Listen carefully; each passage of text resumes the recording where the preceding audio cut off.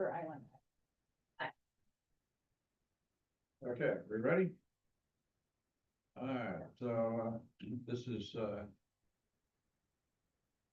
Monday, the 15th of September, 2025 at 2:37 or so. I'm Scott Hope, Chairman of the Mid Preserve Technical Advisory Board, and we'll call this meeting to order. Is there something you're going to do? Yes, roll call.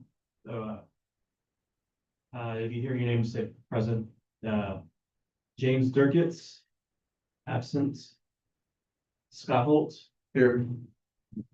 Rosario Martinez, Present. Sonia Naheda, Present. Kathleen Swanson, Present. Scott Taylor. Present. Richard Tinnen. Here. And this includes the roll call. We're getting more and more We're efficient. getting more official every day.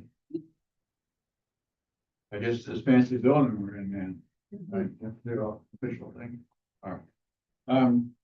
Next item is citizens' comments and reports, and as usual, we don't have citizens here at the meetings. Comments. So our next item is the Lake Preserve Manager. Okay, thank you. Right, you're on. All right, so we, for land management, we wrapped up, the Brazilian pepper tree treatment on the Salt Island Trail. So they, because they have to get out on the trail, they just basil bark sprayed most of the trees. Some of them they did cut, they had to get to them, but you'll see them all, looking crispy out there. I'm not even sure if we had talked to you guys about this project, but, we've been working with the Army Corps of Engineers in North Dallas on biological control of the pepper trees. Have I mentioned this before? No. Okay, maybe I mentioned it another time. So there's a species of thrips that, researchers in Florida have been using for the Brazilian pepper tree, and so they have there's a permit with the USDA to be able to introduce a bug. And so they, through that permitting process, they do a lot of testing with all the crops that are important to our economy, all the native species. You know, of course, like people are gonna ask about citrus and these things like that, so they test on those. And so then they grant a permit. So they've been using these in Florida for kind of a while, but they started working down in Brownsville. Because they were doing restoration in the Resacas, and then they started working with us up here. So we've done several releases of the thrips. They're not really surviving in the heat. Here, same deal in Brownsville. They thought maybe we're more on the coast, slightly cooler would be better, but so far not. We have found them reproducing, but just not making it through the summer. But anyway, so we're gonna be doing the final release in October. If anyone's interested, volunteering to help, we've had several members from the Texas Gulf Region Cooperative Weed Management Area, the CWMA, come out and help. So it's been a pretty cool project. They would like to continue and write, a proposal to get more grant funding. This grant funding was from the, Forest Service. So it wasn't a whole lot, but, anyway, so, Critter is specifically attacks the Brazilian pepper. oh yeah, so they basically don't need anything else with what the testing. So then at that point, that's kind of what gives you the okay to release it here. What's the timeline? Please, start seeing effects. I mean, it's like a lot of bugs that you're releasing, so they start kind of eating. She's seen some promising results, so she wanted to continue over on the South Trail. We had like 2 sites on both sides of the trail, and the biomass was a lot less on one side compared to where we didn't. So it's not like something that you're only, that's we don't have to do all the other stuff we're doing. It's like thought to be maybe just another tool that could be utilized along with, like if you did a bunch of restoration, maybe, or some removal efforts, and don't have the funds to continue, but it's also kind of hard because then if you don't have all that biomass for them to eat on, then they die. Hmm. So when we're cutting all the trees down and removing them, I'm still having a hard time like how this. I mean, I'm happy to support the research, obviously, but if we're trying to really just get rid of the pepper trees, like, and we're not gonna keep some tree there alive for them to eat on and grow, like, I don't know if you how helpful it is, but anyway, so it's been really interesting. What do they feed on? Do they feed on like the new shoots or the new leaves? Yeah, the flowers and the new leaves mostly, so the tips, you'll see the damage on them. So. Do they move from where you put them? Yeah, like Places where there's a lot of hopping around, pepper. and maybe blowing with the wind, but they're not like flying long distances to find the pepper trees. Justin, do they fly at all? Yeah, a little bit, but Little it's more bit? like It's kind of like a hop. like a glide, Yeah. horizontal flight. So. Yeah, so the researchers will be down here to do final measurements and we'll do a final release in October until they can get more funding. So, we were kind of busy, so we shouldn't have held off, but we do have a permit for prescribed burn, but now we're in a burn ban, but maybe we continue getting some rains, maybe it'll get lifted. So we'd like to plan that out on the main kind of prairie area around the, community park trail. Yeah, we're just continuing, Justin's continuing to monitor and treat invasive plants areas. And we've recently seen a little bit of hog, evidence. The contractor had, not seen any hogs coming to the trap a couple months ago, so we talked about moving it and, we haven't done that yet, but. Who's your trapper? Is it Hans? Yeah, Hans, no, that's a different Hans, social, yeah, so. And we've worked with a couple other people too.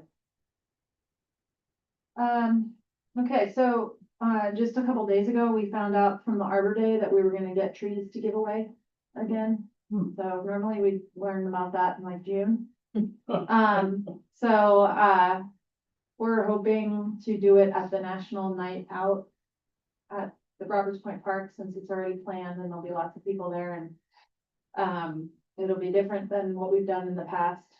But it's captive, people are going there anyway, and then also they felt like some of the people that don't normally go to that event might go because they might go get their trees. That'll help everybody. It's easier for the staff too, it's, October 7th.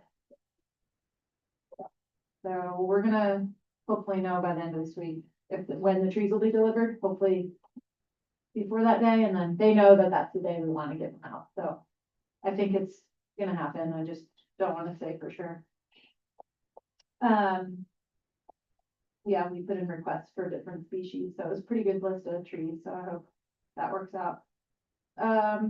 Park host, so Karen and Tim from last year are coming back, so they'll be here in a couple weeks.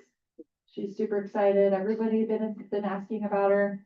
She's gonna do programming, watercolor, help with walks, all that, and then walking the trails, and she likes to walk, so it was awesome last year. She was Very just, well received last year. yeah.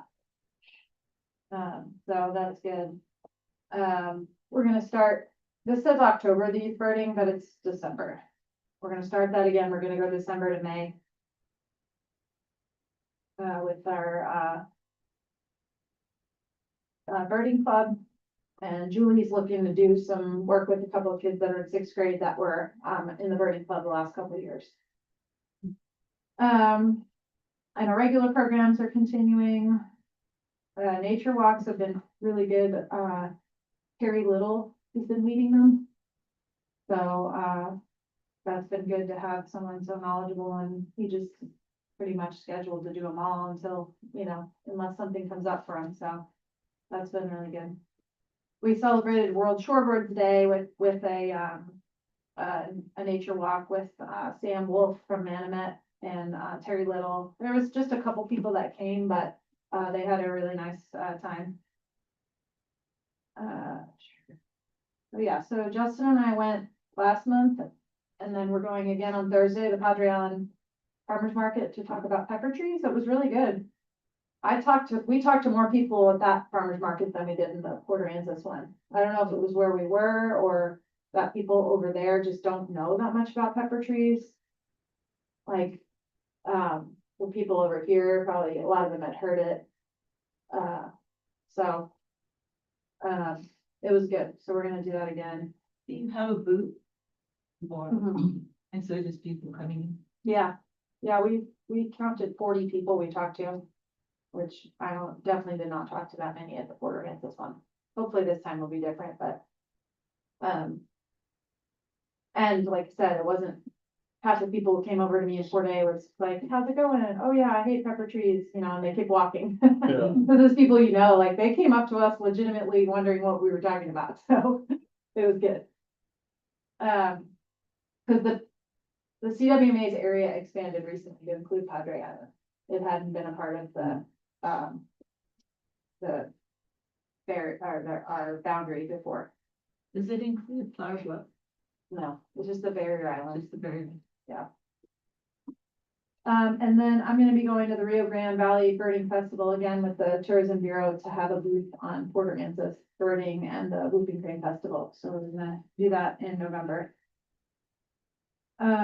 Okay, so our projects, we just finished the Restore project, and we had some city funding projects in that. So if you go out, the Clays Hill resurfacing, that's kind of been done for a while. The shade structures up there. We, expanded the bollard and cable fencing around a lot of the southern part of Charlie's pasture, around Paradise Point neighborhood, over down by the water district or the water tower. We also were able to, fix some cabling that was, broken, kind of in that area too. We resurfaced the birding center parking lot. And then we put trash cans, the bike racks have been out for a while, the trash cans are kind of new. What else? Benches. And then we are still working on the educational signage, which we'll talk a little bit about. So that'll be the last thing for the project. We're getting an extension because the signage project part has been a beast. And then the city funded the final trail connection and the new birding center parking lot. So that is all done, which is amazing. We've gotten a lot of good feedback. So the restoration of the nature reserve, the open water that was created by the hurricane, we finally got a contract or the engineering firm got a contract with the GLO to start working on design and permitting. So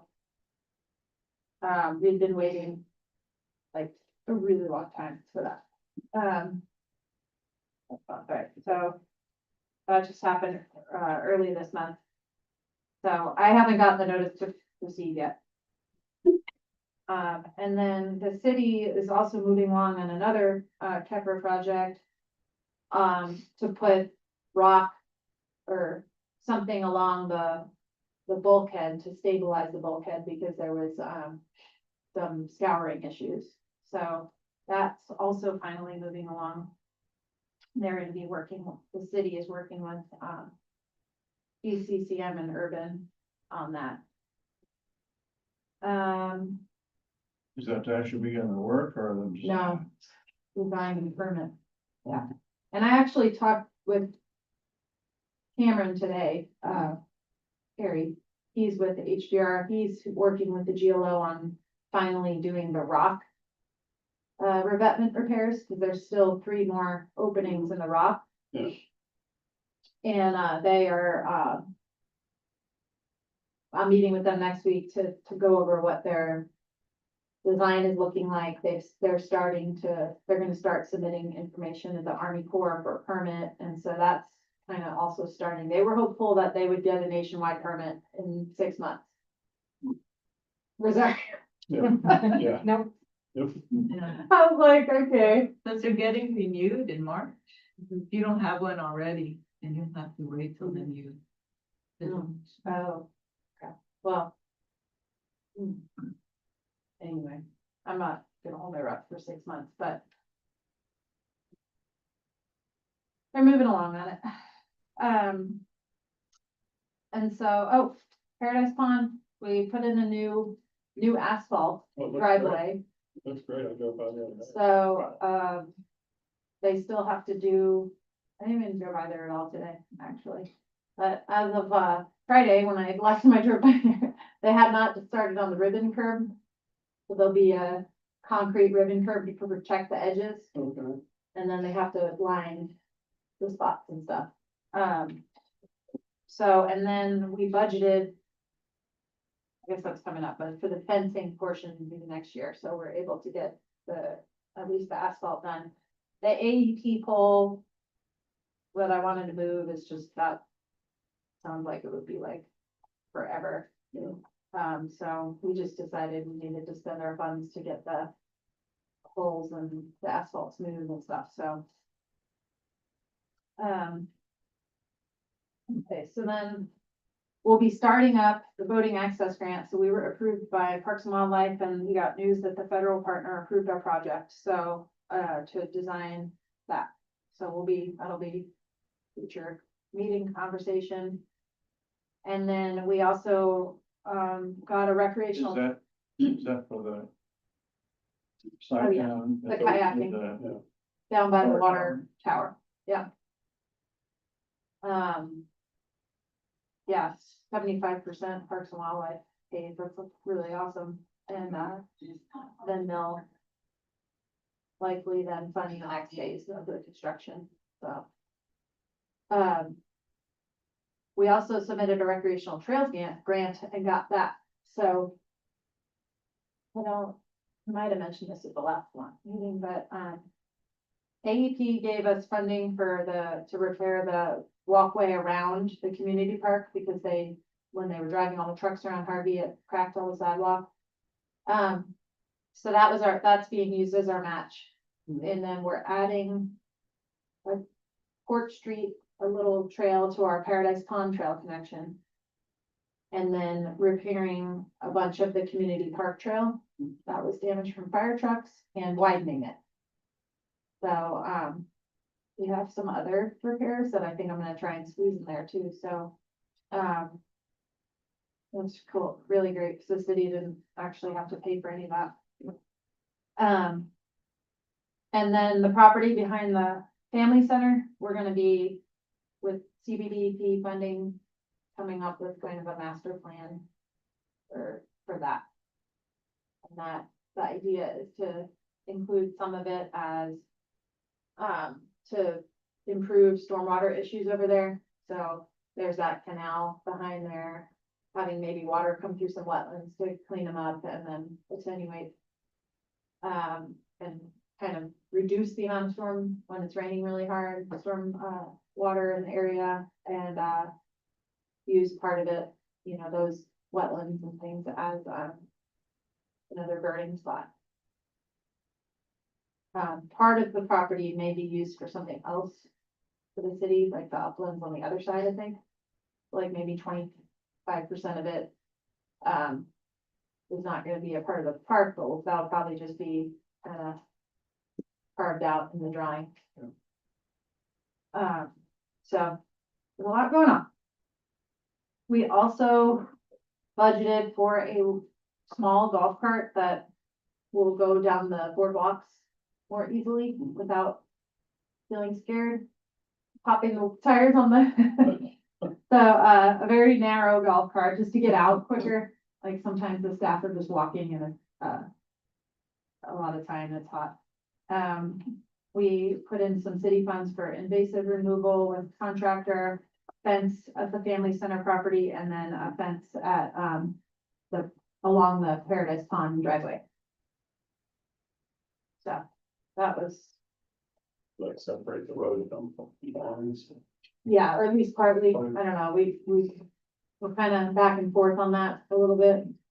To leave some openings just also for turning around and stuff, so it hasn't been completely decided yet. Oh, that's it. Yes. Anybody have any questions? It's busy as usual. It's a good amount of money you're able. Yeah. Right. um, All the help, Right. yeah. And there still seems to be some money left from the Deepwater Horizon mhm. issue, but that will be disappearing. Yeah, Scott Cross mentioned, that they were gonna be releasing a whole bunch more money soon. And, Maybe it's not drying up yet. yeah.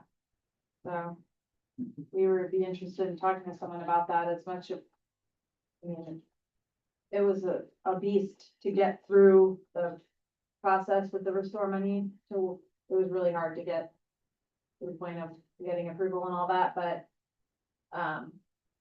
you know, we could, like the Bulkhead Park, for example, along Port Street. If we could get some funds towards that, it would be worth, but now we've done it already. So, I feel like, a little bit. But yeah, hopefully a whole bunch more funds for tourism are gonna be released, so. Yeah, Anybody else, any comments, questions? Okay. Thank you for that, Ray. Okay, so we'll move on here. Under item 4, items for consideration. The first one is to approve the minutes of the June 17th meeting, which were sent out in the packet the other day. So here are the minutes. Anybody have any comments about those minutes? Questions, additions? I'll move to approve. Second. We have a motion to approve the minutes. Any additional comments? All in favor, say aye. Like, Opposed, same side. So, the minutes from the June 17th meeting have been approved.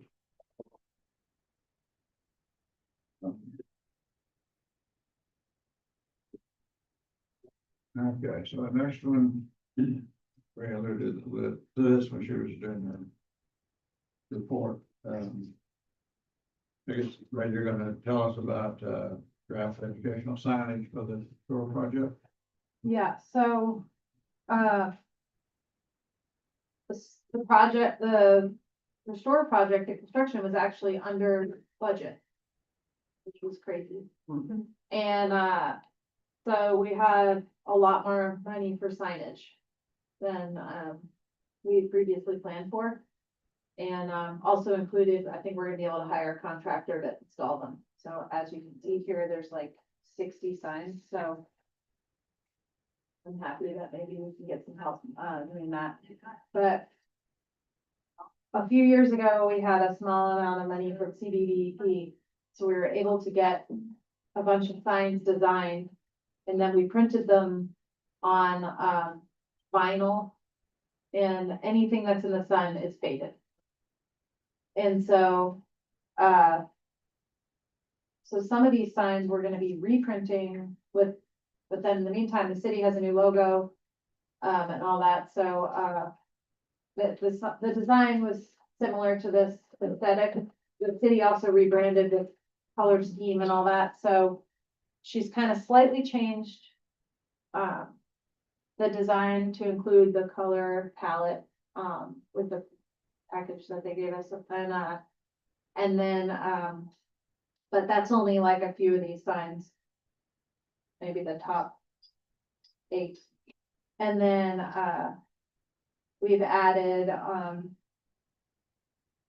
native plant signs for all the different habitats, and basically, I mean, this is just to give you an idea of what we're doing.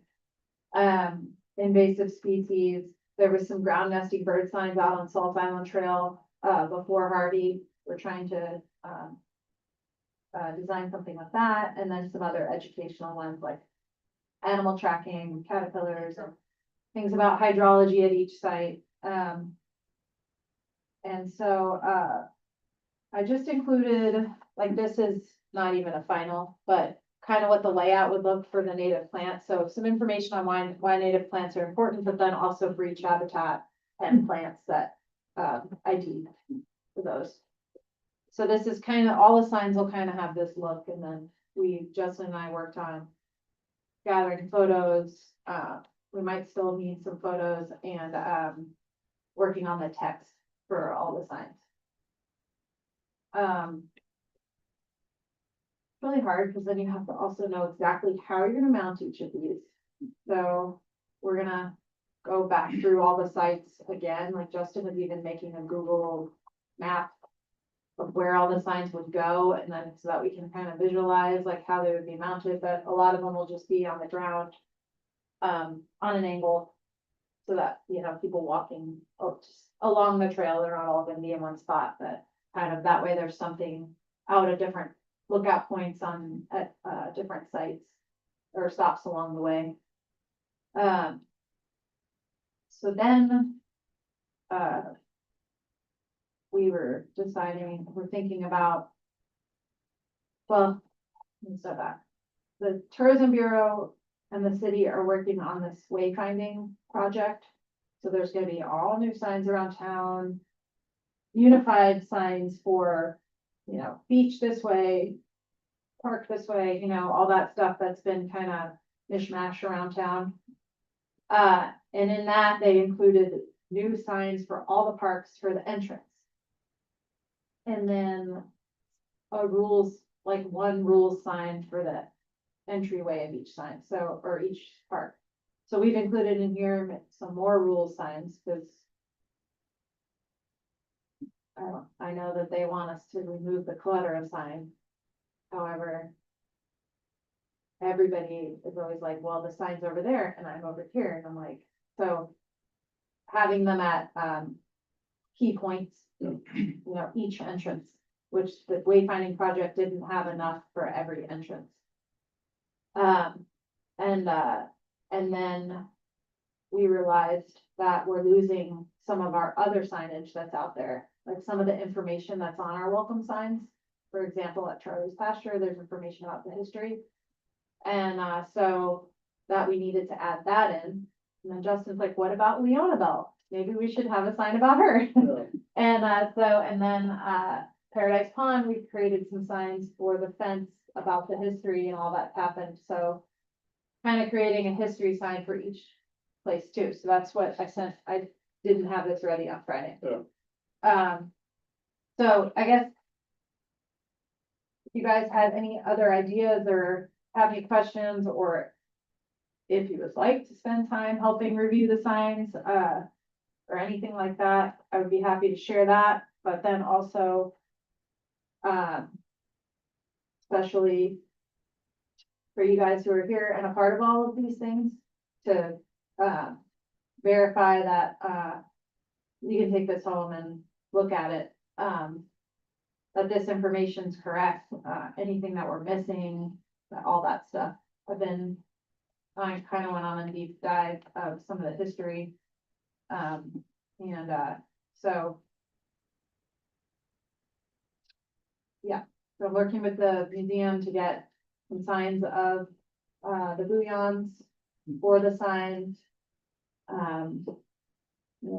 So we can have some of that old photos out there too. Like the sign that's out there now has a picture of Charlie Bouillon and then a picture of, the family out there. That's called Charlie's Pasture. Yeah, that's one of the first questions, because it's confusing. If you think about it. So yeah, so I guess any feedback on any other, or any questions? it's, What's your time frame? I am hoping to, all of this, by the end of October. We have, most of these signs, we have drafts of, there's just a few that they haven't. We haven't seen drafts of yet. Who are y'all using for? What is it? Outburst Advertising. Her name is Cheryl Johnson. She, is in Victoria. She's an avid birder and nature lover, so I don't think, her company didn't realize this isn't what they were, So are they starting built to in do, but, the context, or are they gonna provide the signs and everything? oh no, Finish I think iZone for printing. Yeah, we had printed the ones on the vinyl with her. But then I told her that, they were fading, we were just gonna go with iZone, a 10-year warranty, or one of those companies. I contacted Fossil, iZone and Pioneer. iZone is replacing all of our stuff Okay. without them. We just had to provide them. Yeah. And then all of a sudden they started shipping us crates. Oh, Did y'all just fade? Is that? Yeah, but I will say we have not kept them. Like they Maybe make highly recommend, cleaning them. yeah, I haven't done that. And well, I think it's like $30,000. All the walks out Very on the back. expensive. All the way, all the waterways, the arc. Yeah, thank you. well, Reopened a can of worms. yeah, sorry if I created more work for you, but Justin, went and took pictures of them, and then Pioneer, I think, offers an extra, like, something finish on their signs for places like Texas, Florida, whatever. Arizona probably, places where the sun's always shining, and, so I asked him, and he's like, well, all of our signs in Corpus Christi are doing great, and I was like, well, here's some in Port Aransas. Anyway, then, I think he thought I was responsible for those, but now I'm just like a mile away from here, so, so that's good. We go with them. They're on buy board, so it does make it easier to buy from them. But I also have been getting estimates from all three of those companies, so. I think I mentioned last time, like, the state park system has gone to, like, printing their own. Mm. Because we've done phenolic resin in the past and different products. Mm.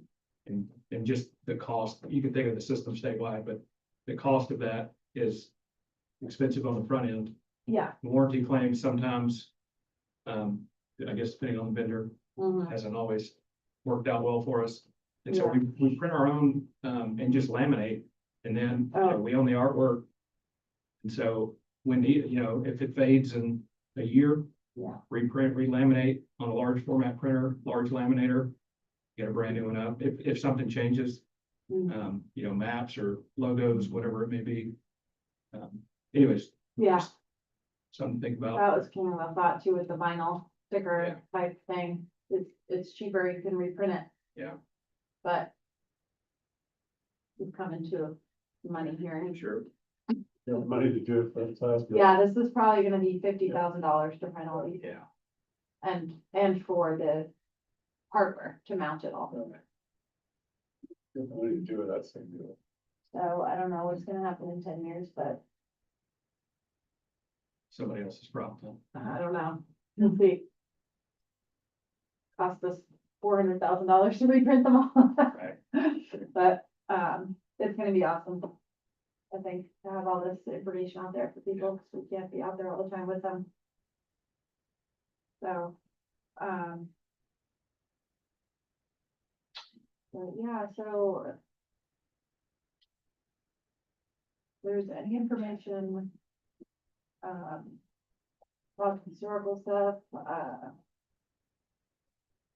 you guys, please let me know, take a look at this.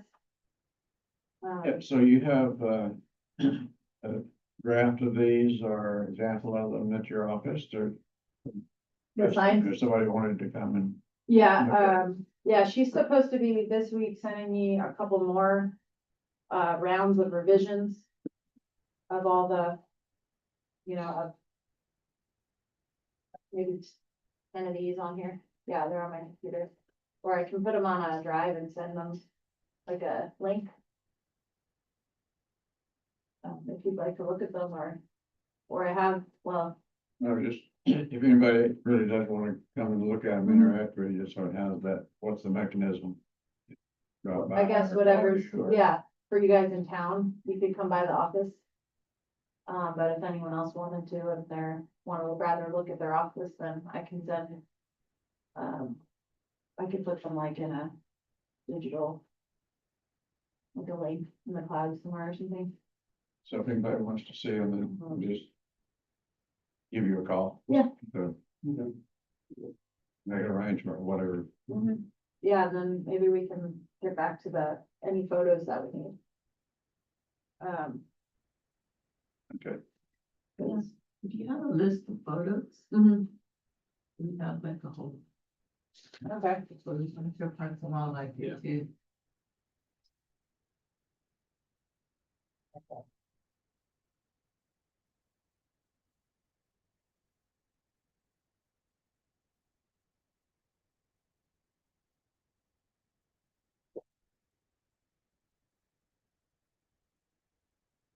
and if you guys look at this kind of list and there's something like that you think would be good to add. That too.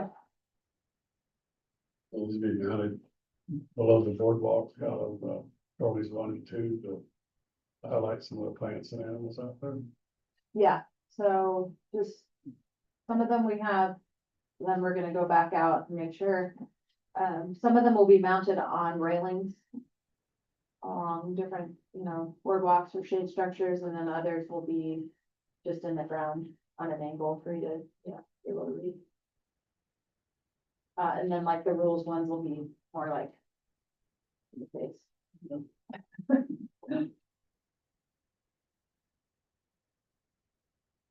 okay. Any other No, comments, questions about signage? but you got money to do it, that's right. Okay, so item, these items don't take any, action on our part, I can see. Item D is, presentation and discussion of grassland restoration and soil amendments. Justin, you're gonna tell us about that? No, yes.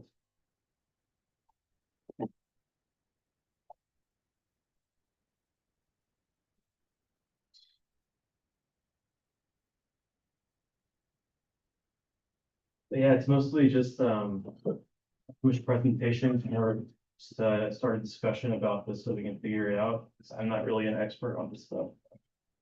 And, wanted to like tap all y'all's minds, all y'all probably know more than this than I do.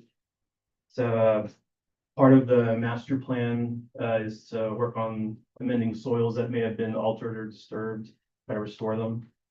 So I've been looking into different ways to do that.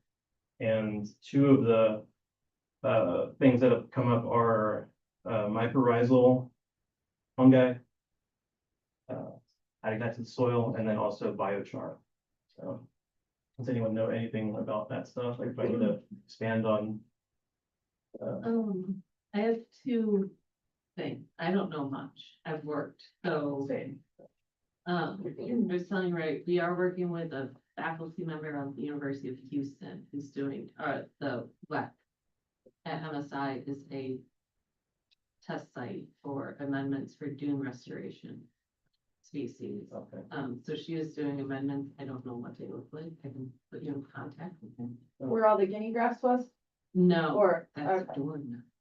Oh, no, but in the WEC, there was guinea Um, grass that you guys. had- kind of, she kind of has a couple different sites. Okay, And then the thing I just thought about was, when we did Beach Street site number 1, and we had those plants, remember we had those plugs donated from Formosa, yeah, and he developed his own okay, additives, Okay.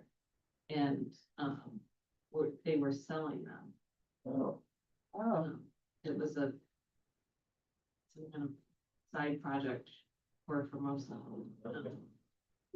that's cool. Those plugs, I mean, I can't, that whole site. That's the one in between the track and Beach Street, yeah. Oh. There wasn't as many plugs as I think we had thought, but we did. For some reason. But Well, a lot of the wetland came back too. yeah, a lot of stuff. But I can look through my emails, to find out who that thing was. Okay, cool. Yeah, Chad knew him, Chad from Fish and Wildlife, right? That's how we got in touch with him. So, I remember. I mean, I remember the bugs. yeah, I went and picked them up. They have like a test grow out site Yeah, near Port O'Connor. Mhm. Yeah. we had some kind of protocol or. Yeah. Mhm. Best way to do it. He also, I mean, they were selling that thing. Is this something you expect to, sort of bring in a dump truck, spread it out, bring it all in, is it that size or? Yeah, so I guess that's what, so we'd want to start maybe small scale and experiment and see what works best. But then eventually we try to figure out the best way to do like a large scale area. If we had to. It's mostly just to figure out how to restore those areas that have had Brazilian pepper, where now it's just all guinea grass and we can't get rid of the guinea grass. So those would be like one of the areas I want to try restoring first to see if we get any changes. And with coming up the CBDP implementation team meeting, maybe if there was some researcher that wanted to partner with us, like, I mean, maybe this. They want another project. But there's a professor at Rice who's done a lot of work with biochar. Okay. We did a proposal with her 2 years ago. It wasn't successful. Okay. We didn't get the funding, but I still have her contact. Okay. We were looking at, at the end, we walked away from that because we were looking at large scale and that's not large scale. Yeah. I mean, you're facing pretty soil, I mean, Mhm. or Yeah. restoration, but not at landscape level. Yeah. And then there's also, who's looking at mycorrhiza, another proposal we worked on with, researchers from, UT. And they're looking at guinea grass.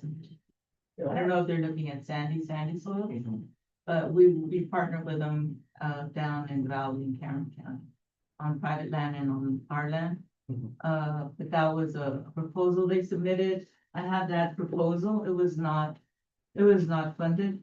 But we're gonna revamp it and Mhm. resubmit. Okay. But they were looking for science. Okay, Oh, nice. And they already had some treatments in other parts of Texas. They were looking to expand further south. Awesome.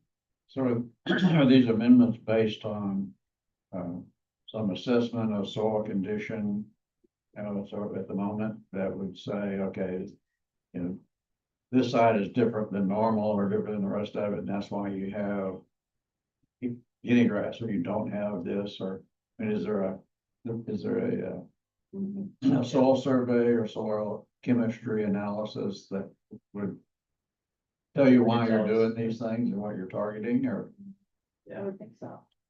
Yeah, have you done those, or have you? no, because like me, like or so far, it's just me like kind of brainstorming ideas, how to Yeah. approach this. But yeah, if we could do something like that, that'd be great. Do they, either of you, do you know They- if that's sort of the step one to do these things? That was the first step for the Houston project, which she took, samples from Galveston Island, Port Eddy, and then she is South Padre Island, and then did a comparative analysis of like the existing fungi community, and found that like 4 days was like significantly higher than the other two. And then I think the test plots kind of, like, we have some plots of maybe some Padre fungi, and she took Port A to different areas. These are in like healthy dunes.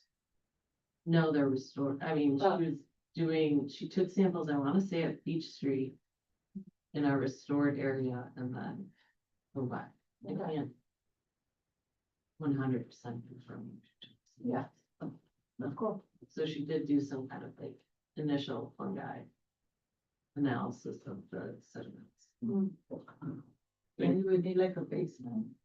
Yeah, I think it'd be interesting to get a baseline and then like see how the fire aspect, the control burn contributes specifically to the biochar side of things to see if that's Mhm. helping amend that soil Mhm. and if that program is Yeah. showing any difference in that particular. Yeah, And I have not read the email yet, because I'm a little slightly behind, but Mark Lever is wanting to establish test plots in the WEC using sargassum. Oh. And see what kind of supplement or potential effects that could have as they supplement it. well, maybe he'd be a good person to talk to Wetland about. education. Like a, Basic use of sargassum. It seems Yeah. beneficial. Really, someone would have figured it out by now. Yes. Get out there, just start turning it in. So years ago, we did do, not anywhere here though, but up in the Blackland Prairie. We seeded the soil. It was around, I don't know, be 100 acres. Wasn't a very big plot, Mhm. but we sawdust. We used a chipper and blew it out on a big area, and we're trying to restore native Blackland Prairie. Mhm. It's a long game. That prairie looks pretty awesome now. But it was heavily grazed and invaded with juniper. The juniper had been removed. And once we took ownership around 15 years ago, Mhm. and then we started process on it. Yeah, And the wood chip, basically adding like sugar, big carbohydrates or so back into the soil. Does that create a big nitrogen deficit? You have to supplement it with nitrogen? At that point, I'd have to go back and look, that we did that. I came on in that project once we were at the point to restore with native grasses. And we restored with seed, that we collected off the preserve. Mhm. But the land clearing and spraying of the wood chips, that was all before I came on. I'll have to go back and look. But we have a report on them, to share. So Justin, your premise of this is either in your mind or with some data that these areas of high guinea grass infestation Mhm. could be either are caused by some issue with soil or could be addressed by changing the soil. Yeah, because like what I've noticed is that like on the other side of the island where there's like natural dunes, you don't really have that problem. But on our backside where it's like spoil dune, it's clay. And then there was historically moths of Brazilian pepper there. That's where we're having the issues where we go in and knock out all the guinea grass and then it comes back like just as thick and it's like we're at the same point the next year. So that's why I'm like, something's different here. It's the biochar could help if there's any like, any chemicals that have been leached into the soil by the BP, maybe that would help with that, or it's maybe just the microbiome isn't there, because of those chemicals or something like that. So Yeah, both things. both things could be an issue, so I don't know what's going on, but those are two things that I'd like to try, at least on a small scale, to see if it fixes anything. And then if it does, then we can do more. Yeah, and so also with the biochar. Oh, yeah, so yeah. We, we're out there, we're looking at that mulch pile all the time, and, with the consultant that, she's been pushing she loves biochar, using it for remediation, Jenny King. You probably heard her talk about biochar.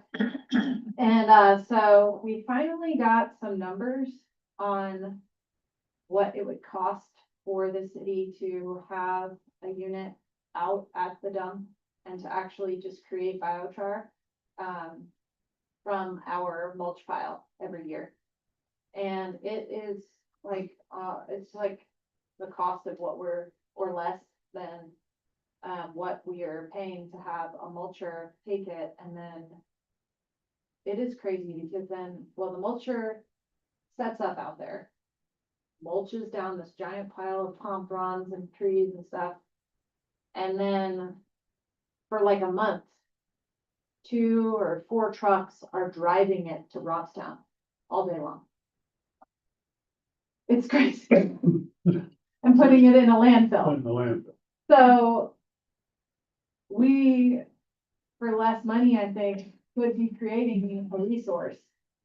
And it would be less, obviously, greenhouse gases, all the things, were you okay? Yeah. There might be some water in that fridge. There was that one statistic that said that you get like 2% of, I guess, product after, Yeah, so, I think but then I think she had told us it was higher, the lady Okay. that we were talking to, well, yeah, but it's less, I guess, so you would Yeah. have, you wouldn't have a giant mound of stuff, you would, yeah. We were worried about how much biochar we would have, but then it, you know, mhm. a lot less than what you start with. after Yeah, it's I would burned. think just the aggregating of material is gonna include invasive species, seeds, things like that, that, Mhm. you know, the longer they sit there, the more they get picked off by birds and transported. Right, Oh, yeah, So being that's able true to too. more routinely nuke everything. sterilize, yeah, Mhm. sterilize that would be beneficial. Yeah, this lady was quoting us to bring her unit here. But then we were like, we actually found like these units that are built that you could just buy. It really wasn't that much money.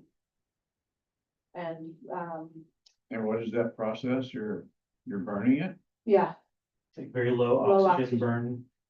Is that what they did in Rockport after the hurricane with all those incinerators for all the plant life? maybe, I don't know, I know that here they were worried about even, the stuff that ended up in the vegetation pile, how much, other stuff was in there, so I don't know, then it would have been a little dicey at the time, I think, but, this company that sells the units, they work with FEMA routinely to bring these units to disaster sites. And they're not like, emitting all the smoke or anything, like it's Yeah, real, it sounds like what they had in Rockport. Yeah. on Business 35. yeah, I know that, Yeah, those big incinerators. so they had so much more wood, Like, they look like shipping containers. Yeah. Basically, yeah. Mhm. yeah. It's like a really, And you like plug them into your grid too. Oh, well, yeah. Grid and So this- generate. this woman in California, the one we were talking to, she is. With all the manure from this area where there's a bunch of dairy farms, she's powering a data center. From the creation of biochar, it's so cool. Yeah, we were joking, all our chat GPT. We need a power data center. So on the guinea grass too, I think part of the problem, just herbicide alone doesn't necessarily deal with the seed bank. And so Yeah, until you can do something with this, it's just so prolific, right? It puts out so many seeds. When you treat the plant itself, then you have seeds on the ground and they just come right back. And so, Yeah. um, And then painted buntings move in, and they scatter more seeds. yeah, and even when we did the pre-emergent, it was like no guinea grass, but then 6 months later, guinea grass. That's like, I'm trying to think of ways to get the native plants that we seed like a head start, so they get more nutrients Yeah. and come back stronger and fill in the space. Like that was not happening. would amending the soil not also, and I don't know much about this, but also feed the Wow. The guinea grass, yeah, so potentially, and then there are some other species that aren't as reliable, as reliant on like mycorrhizal relationships. I don't know if guinea grass is one that just doesn't carry their way, but like the amaranths and mustards, those like, they don't use that, so that's why when they get disturbed area, that's what comes back. So hoping that I guess, I think the guinea grass just doesn't, it's so good at surviving that it just doesn't really need this in order to thrive there. But yeah, that's one thing I'm hoping to find out at least. So- Competitor. So from your approach, are you looking at like learning more about this or trying to get with a university to offer up the study potential to gain information? That'd be, that, yeah, probably that approach, Yeah, right? like I think having, somebody to set up the experiment and do the analyses, but we could help with, Monitoring and stuff. yeah, the work, but, a partner in that way. And Have you also talked with the folks at Wildlife? I mean, they've done tons of work with the. Mhm. yeah, we could. Know them over there. Yeah. We could reach out. Yeah, they have a pretty good amount of invasive grass problems. Everybody does. Yeah. Yeah, Yeah, exactly. I mean, But I'm trying to like, you gotta like think of something new, Yeah. different approach, because like, there's basically no solution to it, right? Yeah. You figure it out, please publish. Oh, yeah. Mhm. I'm gonna be rich, yeah. I wanna do the core analysis. Now that I'm thinking about it, to see like where the guinea grass is in the Mhm. sediment. And then you could just like put that top layer through your biochar. Mhm, Yeah, Guinea grass, and put that sediment back out there mhm. and try to restart that, like. You can't just scrape and then.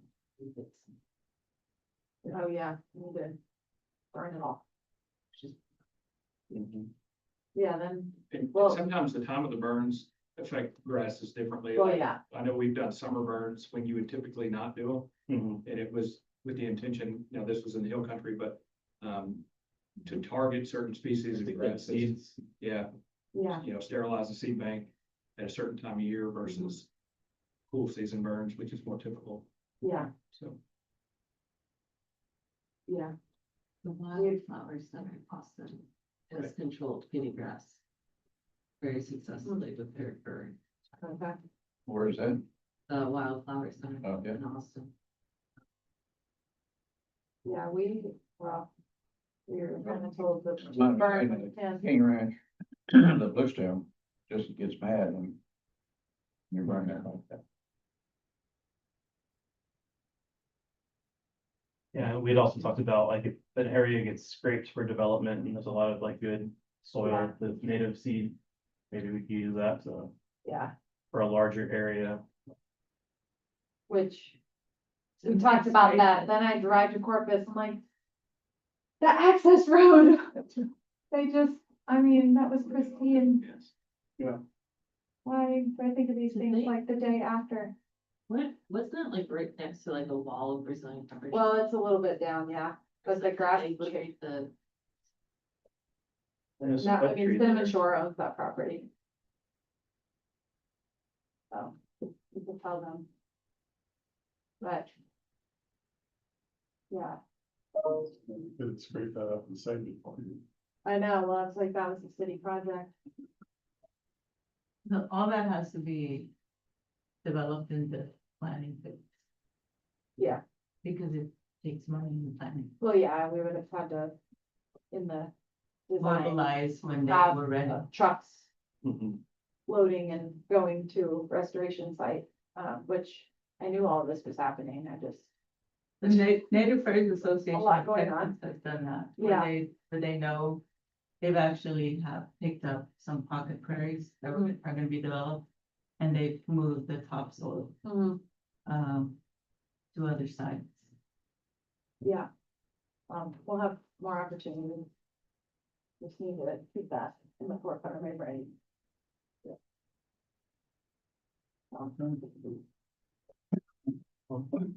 Okay, well, Good talk.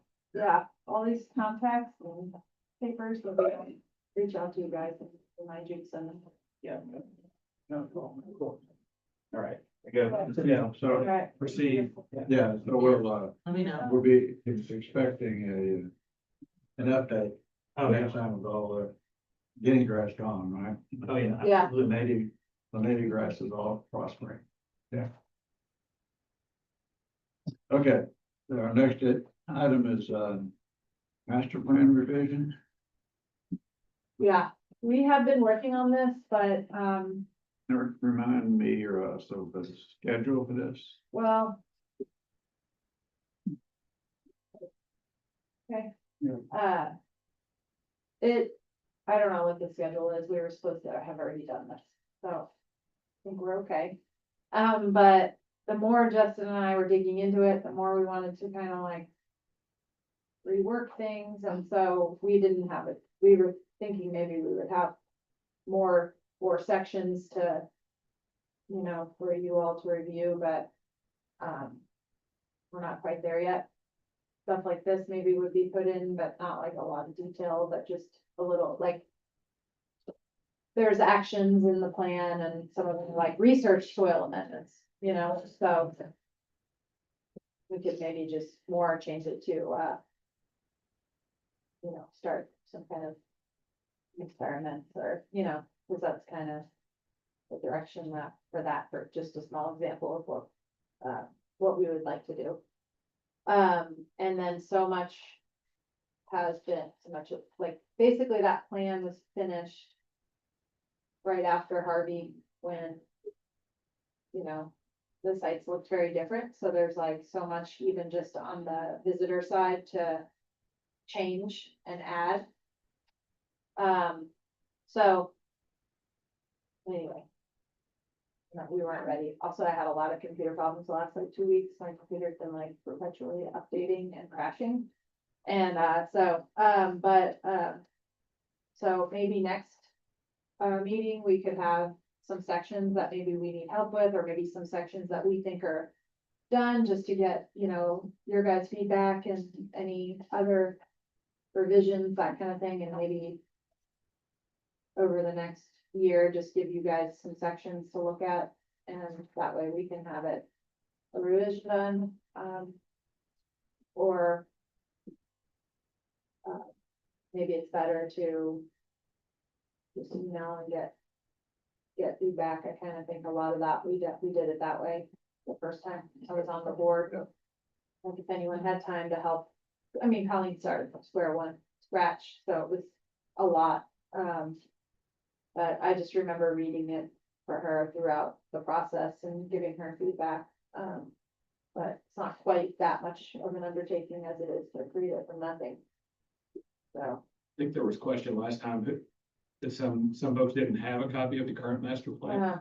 yeah, Do I you- thought do I y'all emailed have it to you that? guys. Okay, I think I have one, so Oh, okay. I just wanted to bring that up in case anybody still would like some baseline. Yeah, I can email it again. I think I did email it last, through the last. Good. So yeah. Think the what? I said I am also not caught up on email. Oh, no, well, yeah, I imagine that you weren't like, oh, perfect, I have 2 hours to read. There's like, Perfect timing. there's like 3 of them. Yeah, I know. So, So this is something, once it's done, it has to go through council. yeah, and then, you know, once Do you have any? I know you guys there- get your blessing, then we would take it to council, then they would take that. There were some issues, you had to have a master plan, so updated and approved in order to apply for grants. Have you come up against any of that? No, often, well, ours. I think it's more the open space master plan for the parks grant. For local parks grants for Parks and Wildlife Department, you need a, something approved open space master plan, so, which Central Nature Reserve is a big part of that plan that was done like 2 years ago, and I think from that intent, you do a new open space master plan every 10 years. So this is, you know, more guidance on management and planning. But all of our big park planning stuff is in that. So, you know, we want to do a kayak park. We want, you know, all that stuff's a part of the open space master plan. Well, maybe as you develop those sections, you can send those out Mm. for us to review and help you with, but trying to look at the whole thing. Yeah. I think that's better, little, you know, sections at a time.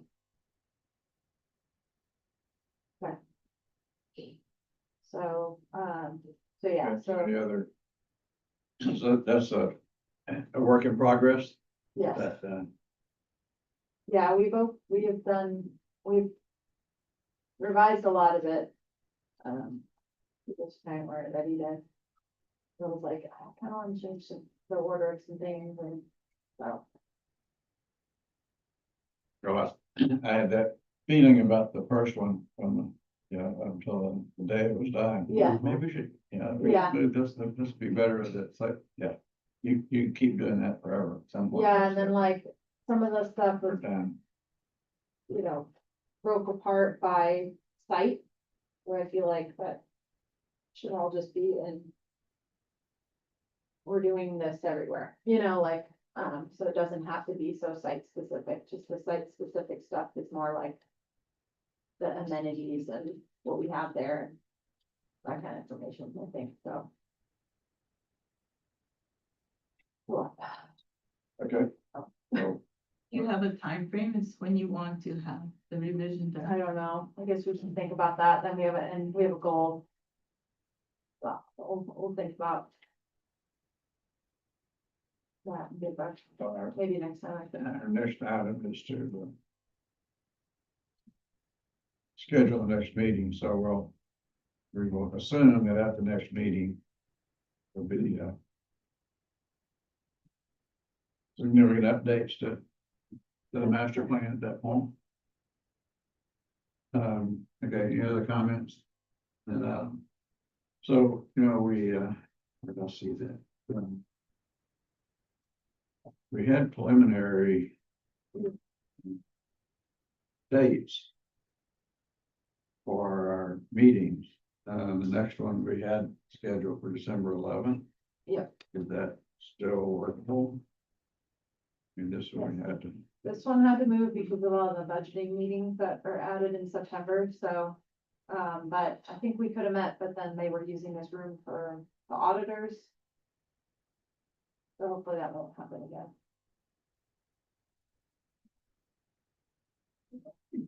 so So that works. right now, that's where we are scheduled. That's, Thursday.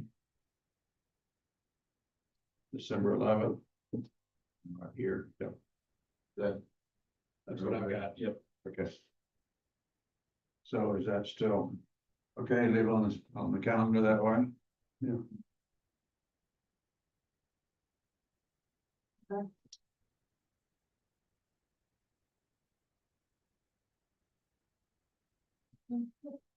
2:30.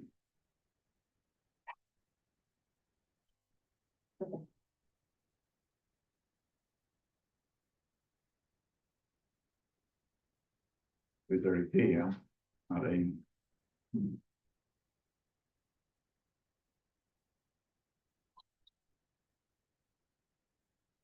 Okay,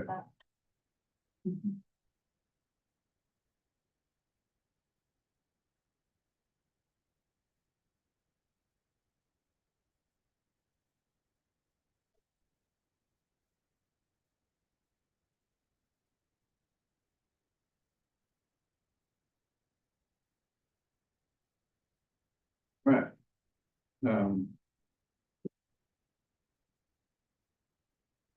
So our last. And I'll just say this while we're looking at it.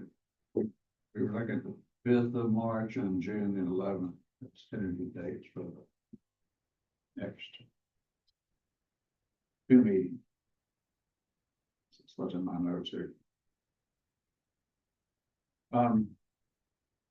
Okay, so our last item is, advisory board, member comments or any other items anybody would like to see put on the agenda for the next or future meetings? Do you have any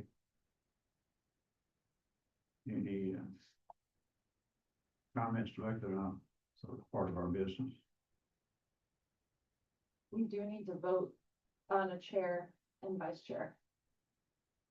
We were supposed to do that every year. I forgot to put it on this agenda. So, next agenda. Hopefully.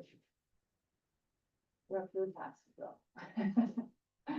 But yeah, after. It should probably be an agenda item. Yes, no, it needs to be an agenda item next time, is what I'm saying. I meant to put it on this agenda and then I forgot. Cause I had it on the last agenda, but then we took it off because they were getting reappointed in July. And so,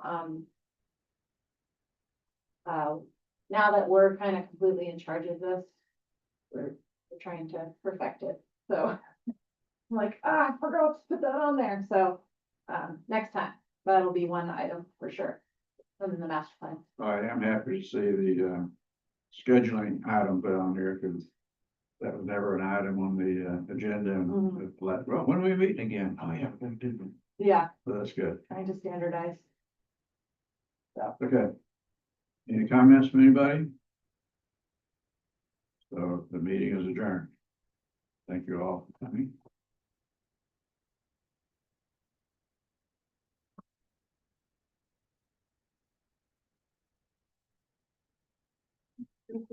Ray,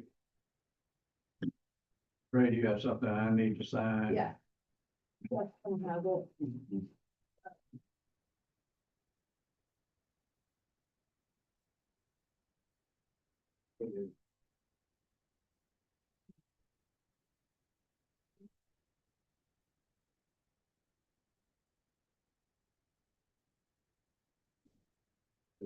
I'm thinking it was. Yeah. Here. But that's, Talking sign. Just, I'm sure you figure out how to control page answer, you're very confident. Yeah. In South Texas. Oh, yeah.